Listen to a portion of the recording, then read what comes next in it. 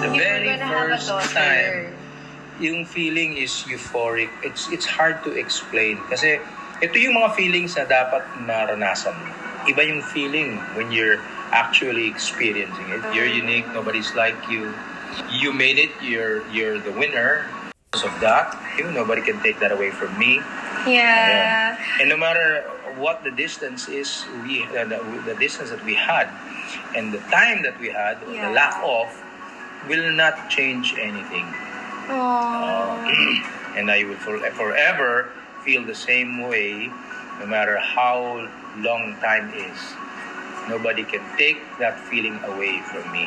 Aww. It's all molded up into one word. Love. That's all. That's all it is. Unconditional. No? Wala yun. So, what's your favorite childhood memory? Walang iyakan na. Walang iyakan. Ikaw you're already flooding. No, pumutok talaga yung Bechin. As in, inaaltok talaga. Bechin pala yun. Nakala ko Bechin yun, nag-emotional hindi sa yun. kanina. Bechin lang pala yun. For me, when I think of the beach, when I think, syempre, yung dagat, the beach, sand, shells, starfish, alam mo yun, like yung mga mangingisda dyan, bibilhin mo talaga lahat ng seafood na benta nila. Like, papakyawin mo talaga everything na nila, binibenta nila. So, those are my favorite moments with you. Yung outdoor adventures, life is not always safe for you, but you have to be aware of your surroundings, ganon. I really appreciate that kasi I always tell people, you're the first man I ever loved. of course. I don't think so. Yeah, first man in my life. You didn't even know it. Yeah. Yeah, pero diba, a daughter's first love is your father. Yeah. So, well, at least for me. So, yun, I always say na I'm so glad na we reconnected after not, being with each other all those years. And you made up for it talaga, like, sobra. So, you're very, very much, very, very involved and very, very present in my life, in my adult years. Oh, okay. So you really made up for all the time na we didn't get to spend together. Parang, as in, it's even better now. When did you feel the closest to me? You're not just there for the good times. You're really there for me when, like, in my lowest of lows, like, you don't leave me. You're always by my side when I'm really low. So that's how I know you really love me. Hindi lang dahil you have to kasi you're my papa, but you really listen and you really know me. That's so important for me. And Yeah, because you're talkative also, which is nice. If you're not talkative, nakakatakot pagkatahimik lang kasi hindi mo alam kung anong nangyayari. Pero what you see is what you get. When you open up, when you say things, then you know already. But when you and Papa, I open up to you, I tell you, if something hurts me, di ba, I say it. And when you clamp up, it worries me. So you'll know that. What can I do as a parent to improve myself in our relationship? Meron pa ba? Kung meron pa. Wala pa talagang you made up. Kasi I'm not perfect. I need to find out. For me. I need to find out.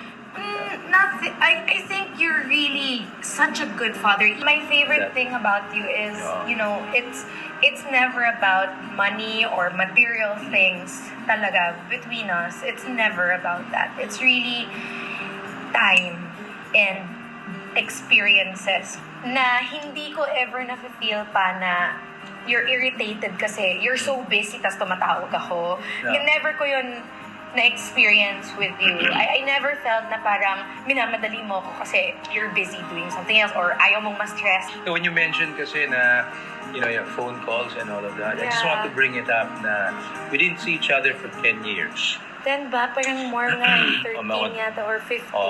Because that was the time that, of course, I was in America. You had my life there. The first time you called me, isi-share ko lang to because this is really something very meaningful to me. I was doing real estate, in California. And then, dinalabas ko lahat ng gamit ko sa kotse, malamig. Winter na nun So, nung dinalabas ko yung mga envelope ko, dinalagay ko sa bubong dahil marami pa akong kukunin. Biglang nag-ring yung telepono. Pagsagot ko ng telepono, may nagsabing, "Hi, can I speak to Gabby Concepcion, please?" And I said, "Hi, is this my baby?"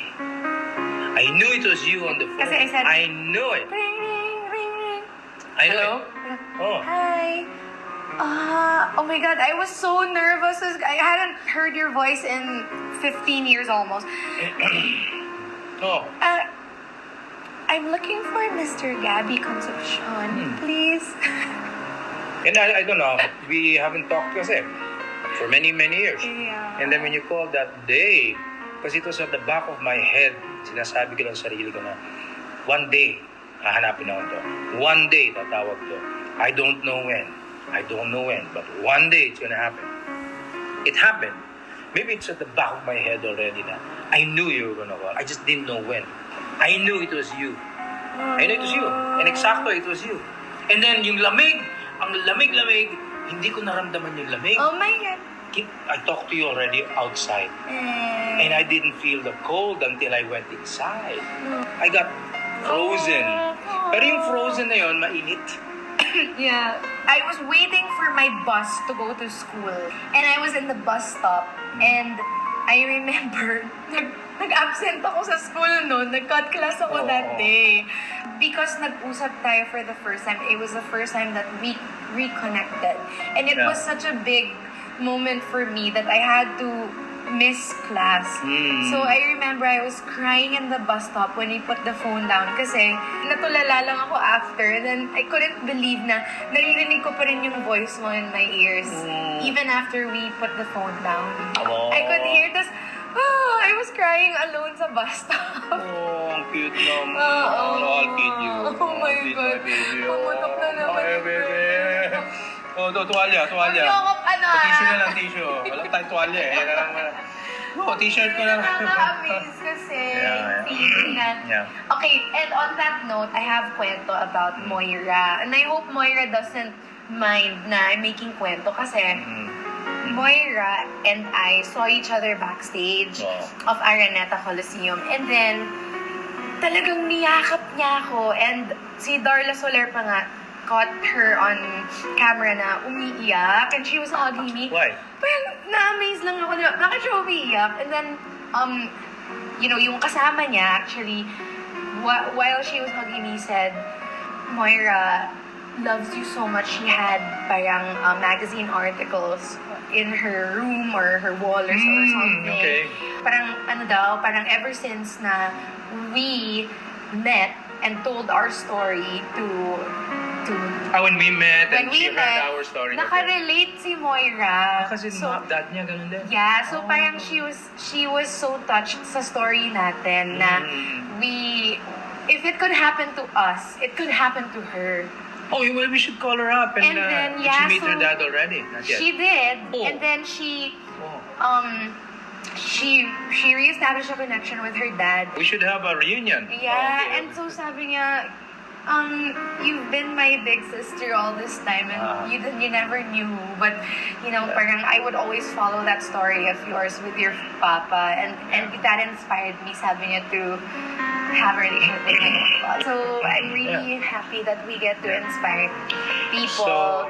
So guys, now that you're watching the vlog, kung meron ba yung mga kamag-anak na hindi nyo nakakita in a long time, let us know. Maybe we can put it on the comment section. And then maybe you can write that if you're watching. Mom, if you're watching right now, I'm here. Blah, blah, blah. Baka they're also watching the same vlog, and maybe they will meet up, diba? And if that happens, please let us know para at least we can get you guys together. And then if you do get together, at least we can all be there and talk about your experience. So, Ano yung na-find out mo about me that you're surprised to know? Yan, ganun. It's your ability and your talent as a singer. Siguro nagmanak sa akin na gano'n. Alam niyo naman kayo nagmanak. But anyway. About me that you're surprised to know. Yan, ganun. It's your ability and your talent as a singer. Siguro nagmanak sa akin na gano'n. Alam niyo naman kayo nagmanak. But anyway, you have your talent. You're in the business. I didn't think that you would get into jewelry. You're getting things done because you want it. Diba? So, because of that, it happens magically. Oh. And I don't know. There is no formula. I don't think, but. Do you discover that about me? Na Yeah, I'm surprised because there are certain things that, these things I didn't teach you. You did it on your own. So it's very impressive.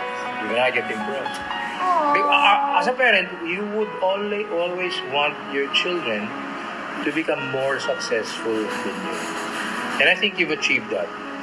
Because what you've done kasi I cannot do. Nakaka-pressure din. Yeah, I mean, there are certain things that, you have your specialty, you have your niche.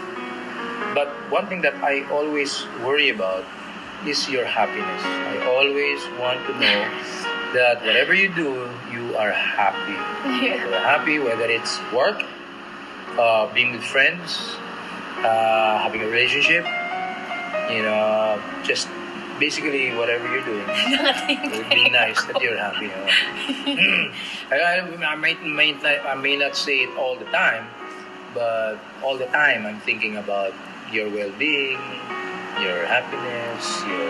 Papa, I That's how it feel is. that. Yeah. Nafe-feel ko yun talaga. I actually Yeah. tell my friends that na si Papa, parang na he really cares. Parang he really cares na not just yung, anak ko yan, ito, general ID ng anak ko, ito, tatay ako. So, no parang ikaw, everyday talaga, you know what's happening to me.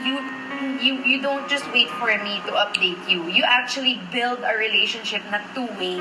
Yeah. And that, I really appreciate you for that, Papa. Kasi nga, a relationship is a two-way street. Even between parent and child. So I really appreciate you for that. Except for tonight, I never asked anything from you when it comes to my career. To lift my career, to No. pull me, to use you, I never. No way. In fact, tonight we're just vlogging. You happen to be here, sabi niya. Kasi whenever you vlog me and with the kids, it's just automatic. Yeah. Whatever happens there, just Yeah. happens there. And wala yung, wag mo ko i-vlog. Walang ganun. Yeah, or kaya, when I was hindi mo ko sisinisingil. Oh. And ako na magsasabi, ang dami nating memories, I mean, not memories, time together up now, na hindi natin vlog or we don't talk about it. And there are things we talk about and we do together that people don't really always have to know, diba? So yeah. At this point, you would know mafe-feel mo yun. But with you, I just know na you just want to spend time. These are, a little story, a little part of our life that we can share. It's Yeah. hard to share every single thing. Everything is speculation, what they hear.